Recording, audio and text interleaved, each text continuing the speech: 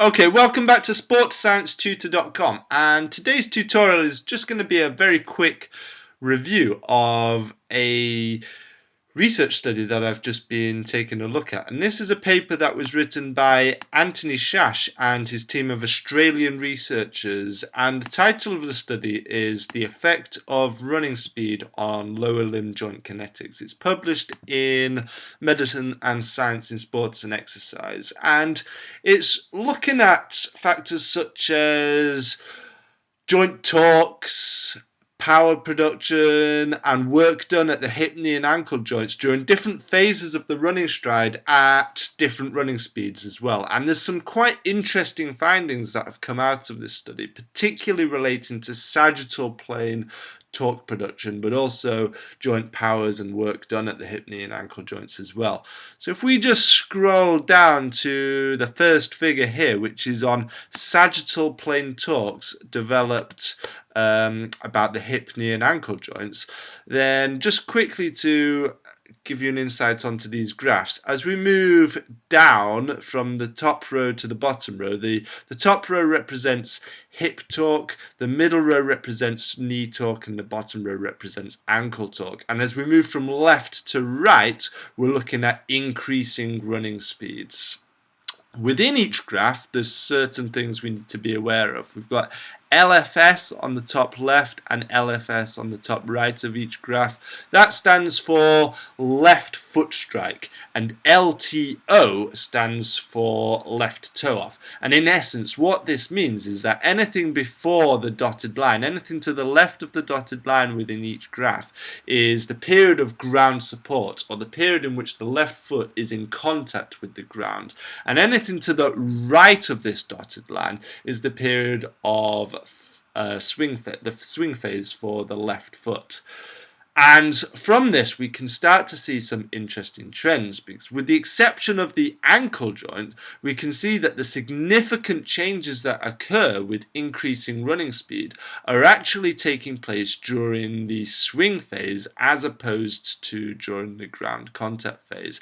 Yes, there are some increases in torque production occurring during ground contact, but the researchers found these not to be significant. Any changes that were of significant occurred during the swing phase.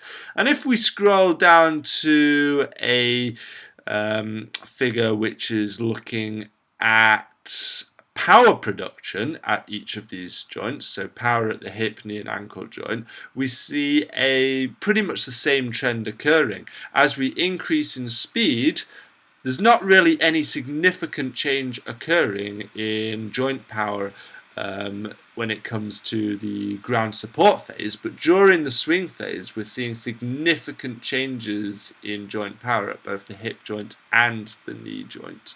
And so in terms of practical implications of these findings, one might assume that a logical conclusion to take is, if we're looking to increase running speed and develop faster running speeds, then we need to be concerned about what's occurring during the swing phase to a greater extent than what's occurring during ground contact. And if we take a look at the take of the authors on this matter, they suggested that, well, they stated that there are two basic ways to increase running speed. You can either push harder on the ground, or you can push on the ground more frequently.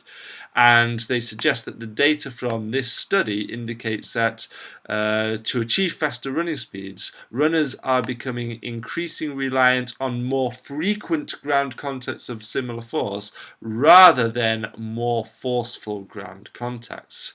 However, they also suggest that this is actually slightly contradictory to some of the findings of Wei and et al., who found that the ultimate limit to maximal sprinting speed related to how hard you can push against the ground. So we're concerned with the amount of force that can be produced during ground contact, according to Wei and.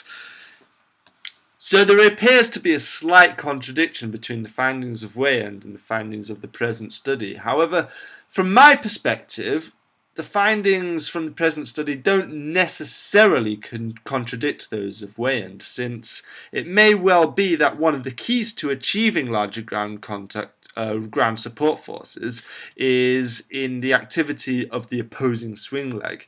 So my reasoning behind that is that a greater rate of hip flexion in the swing leg is actually going to result in a more rapid elevation of the athlete's center of mass, and that in turn is going to result in an increased ground force production. So hopefully you found that to a certain extent thought-provoking, and if you have enjoyed it, please leave a comment below the video, and I'll look to produce more of these types of reviews over at sportsciencetutor.com.